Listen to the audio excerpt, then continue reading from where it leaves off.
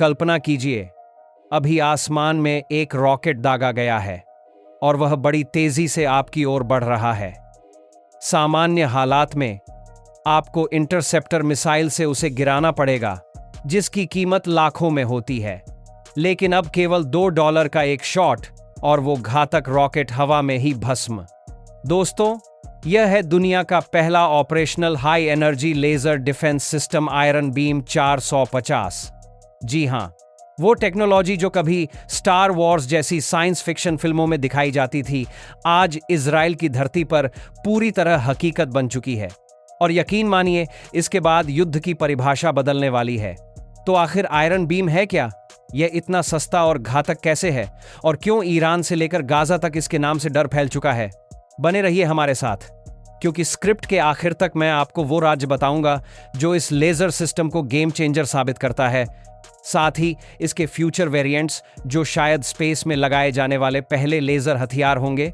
और हां, इस वीडियो को आखिर तक देखना, क्योंकि जब तक आप वो सुनेंगे जो इजराइल के डिफेंस मिनिस्टर ने कहा, आपको समझ आएगा कि भू राजनीतिक शक्ति संतुलन में क्या हलचल मच चुकी है।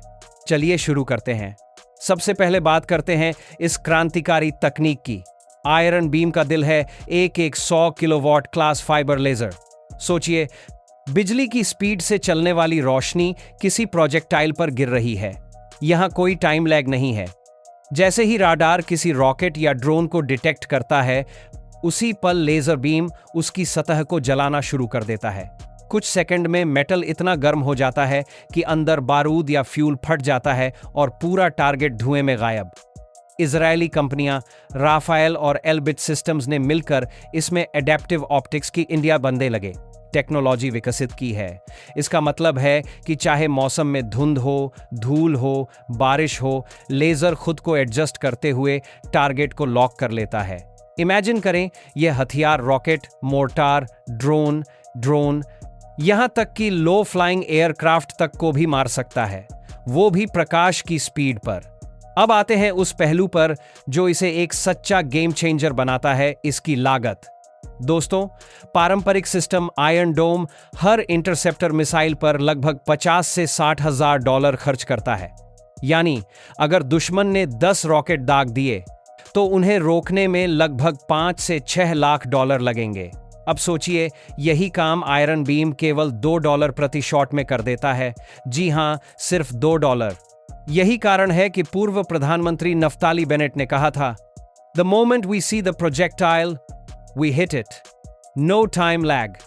और साथ ही $2 कॉस्ट पर interception versus enemies spending thousands.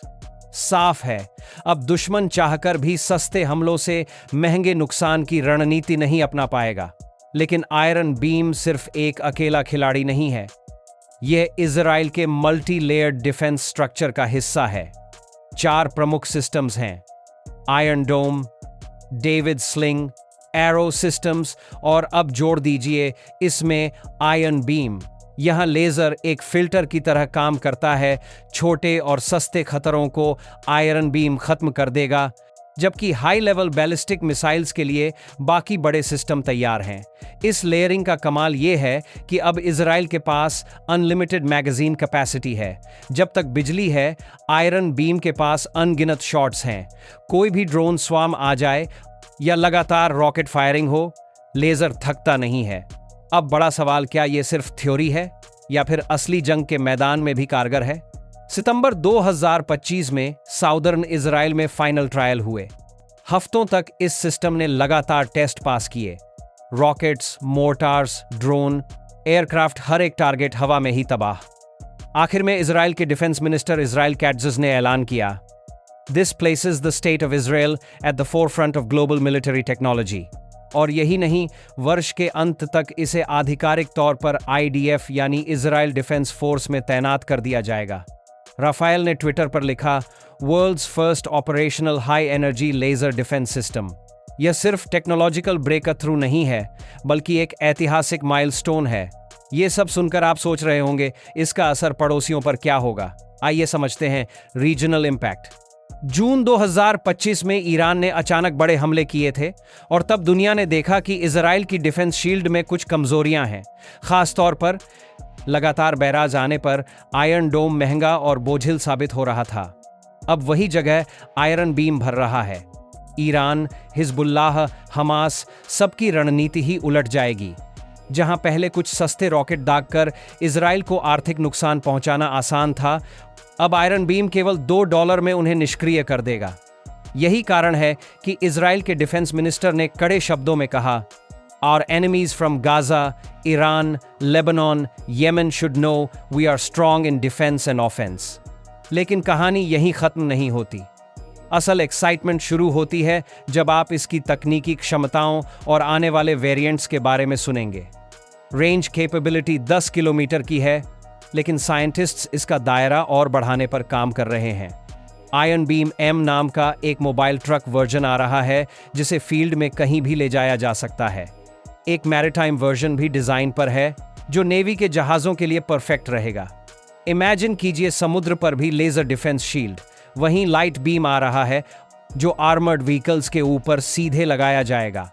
और सबसे थ्रिलिंग पॉसिबिलिटी, फ्यूचर में स्पेस डिप्लॉयमेंट। सोचिए, किसी दिन अंतरिक्ष से लेजर प्रोजेक्टाइल्स को जला देगा और तब वॉरफेयर एक साई-फाई मूवी जैसा लगेगा। तो दोस्तों, अब जरा ठहरिए और सोचिए। यह केवल इजराइल के लिए ही रक्षा कवच नहीं है, यह आधुनिक युद्ध का एक पैराडाइम शिफ्ट है। ब्रिगेडियर जनरल यहूदा एल-मकायस, जो इजराइल के DDR-D में हैं, उन्होंने कहा, this is the dawn of wide spread laser capabilities. यानी अब दुनिया देख रही है कि युद्ध का भविष्य महंगे मिसाइलों से नहीं, बल्कि हाई एनर्जी लेजर से लड़ा जाने वाला है, और इसमें इजराइल ने नेतृत्व ले लिया है। तो क्या दुश्मनों में डर फैला है? बिल्कुल। क्या इससे युवा पीढ़ी के लिए एक नया टेक्नोलॉजी इंस्पिरेशन पैदा हुआ है? बिना शक। और सबसे बड़ी बात, यह सिस्टम केवल रक्षा ही नहीं, बल्कि आक्रामक संदेश भी भेज रहा है कि अब किसी भी छोटे देश को हाईटेक समाधान बनाने के लिए केवल साइंस फिक्शन नहीं देखना पड़ेगा, बल्कि असल लैब्स और इनोवेशन से वह हथियार पैदा किए जा सकते हैं जो पूरी दुनिया को रोक दें। और दोस्तों, अब क्लिफ हैंगर यही है। अगर इजराइल यह कर सकता है, तो आने वाले दशक में जब अमेरिका, चीन, भारत और रूस लेजर डिफेंस को पूरी तरह ऑपरेशनल करेंगे, सोचिए भू राजनीतिक नक्शा कैसा पलटेगा। क्या लेजर हथियारों की एक नई रेस शुरू हो चुकी है? अगर आपको यह वीडियो रोचक लगा तो अभी लाइक करें, अपने दोस्तों तक शेयर करें और सबसे जरूरी इस चैनल को सब्सक्राइब करें, क्योंकि आने वाले एपिसोड्स में हम सिर्फ इजराइल ही नहीं, बल्कि चीन की स्टार वॉर्स प्रोग्राम, अमेरिका का डायरेक्टेड एनर्जी वेपन्स और भारत का काली लेजर प्रोजेक्ट तक कवर करेंगे। और यकीन मानिए, यह सब सुनने के बाद आपको समझ आएगा कि टेक्नोलॉजी ही है असली जंग का चेहरा। तो मिलते हैं अगले एपिसोड में, और याद रखिए, भविष्य रोशनी के हथियारों का है, और वह भविष्य शुरू हो चुका है यहीं, अभी।